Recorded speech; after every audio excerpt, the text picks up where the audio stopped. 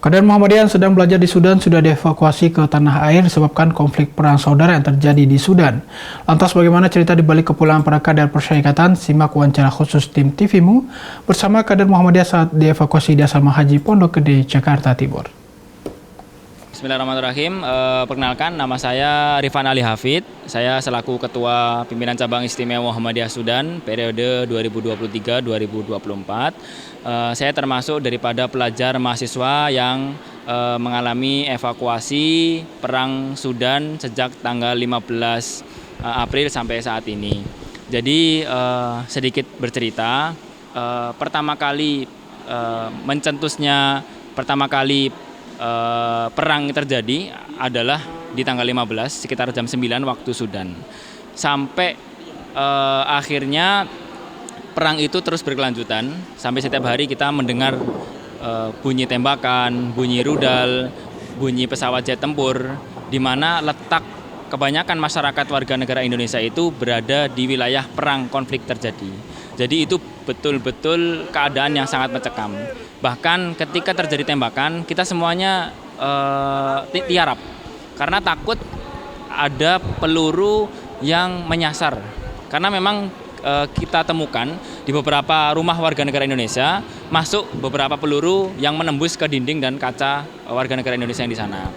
Sampai akhirnya kita terus berkomunikasi dengan KBRI, tentunya di sini Muhammadiyah juga ikut berkontribusi untuk membantu teman-teman dari PPI dan teman-teman dari Persatuan Ormas yang lainnya untuk bagaimana caranya kita mengkoordinir warga negara Indonesia yang terutama pelajar yang berada di wilayah konflik tersebut.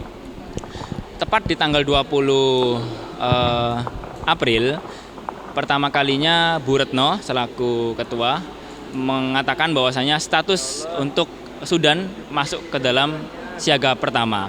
Yang dalam artian status siaga ini adalah mengharuskan semua warga negara Indonesia untuk terangkut, terevakuasi keluar daripada Sudan.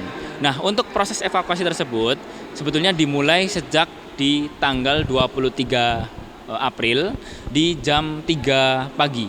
Jadi waktu itu kita semuanya berkoordinasi dengan semua relawan dan KBRI dikumpulkan dalam satu titik kumpul untuk semuanya nanti akan diangkut. Nah, ternyata dari 14 atau dari 16 bis yang dikonfirmasi ternyata hanya 10 yang datang. Nah, yang jadi kendala adalah apa? Kita semuanya sebenarnya sudah dibagi menjadi 12 kelompok. Karena yang datang hanya sekitar 6 bis, terpaksa sisa daripada teman-teman yang tidak terangkut harus rela untuk menunggu sebentar di Khartoum. Jadi waktu itu hanya sekitar 5 atau 6 bis yang berangkat menuju Port Sudan. Nah, saya termasuk daripada kloter kedua yang tidak mendapatkan jatah bis yang pertama. Kemudian kita masih bertahan tentunya dengan dentuman suara, dengan rudal, pesawat dan lain sebagainya. Bahkan yang menjadi salah satu kendala kita adalah provider komunikasi di Sudan yang ada tiga provider, hanya satu yang berfungsi. Ini yang menjadi kendala kita dalam berkomunikasi dengan teman-teman yang lainnya. Kemudian belum ditambah dengan mati listrik. Hampir 4-5 hari kita tidak mendapatkan listrik di salah satu wilayah yang mayoritas warga negara Indonesia di situ. Nah, sampai akhirnya di tanggal 28 Mei ya, baru disitulah adanya bis yang akan mengangkut kita. Yang menjadi kendala adalah ketika kita mencoba untuk menego bis, itu adalah harga yang tidak masuk akal. Karena posisinya seperti ini, Mas. Posisinya adalah uang yang kita miliki itu tidak punya uang cash. Ya. Sedangkan akses internet untuk kita melaksanakan transaksi secara virtual itu tidak bisa. Jadi mau nggak mau, salah satu skenario yang harus kita lakukan, yang pertama adalah membawa sejumlah uang dari Port Sudan menuju ke Khartoum. Tetapi setelah kita melakukan pencarian ke PO bus yang akan membawa kita keluar daripada Khartoum, alhamdulillah kita temukan PO bus yang membawa mahasiswa yang tersisa, yaitu sebanyak 7 bus. Seperti itu. Di perjalanan tentunya kita mendapatkan banyak sekali pemeriksaan, baik dari RSF maupun SAF, yang dimana masing-masing titik memberhentikan kita dan memeriksa apakah betul ini adalah semuanya warga negara Indonesia atau warga negara asing. Sampai akhirnya perjalanan sampai sekitar 10 jam, 12 jam, sampai akhirnya alhamdulillah kita sampai di Port Sudan. Nah, di Port Sudan ini tidak semuanya langsung terangkut. Ya, tidak semuanya langsung terangkut. Tetapi bergelombang juga. Lagi-lagi saya yang terakhir, ya ada 1, 2, dan 3 gelombang yang nantinya akan diterbangkan. Untuk gelombang yang pertama, mereka semuanya menggunakan kapal. Menggunakan kapal sekitar 18 jam atau 20 jam mereka berlayar melewati Laut Merah dari Sudan sampai ke Saudi Arabia. Nah, mereka berjumlah sekitar 300 atau 400 orang warga negara Indonesia. Kemudian yang kedua, kita menggunakan pesawat angkatan udara. Alhamdulillah di sini dari angkatan udara dari pemerintah Indonesia memfasilitasi kita dengan menggunakan pesawat angkatan udara. Dan pesawat angkatan udara ini mengangkut kita sebanyak 3 kali bolak-balik.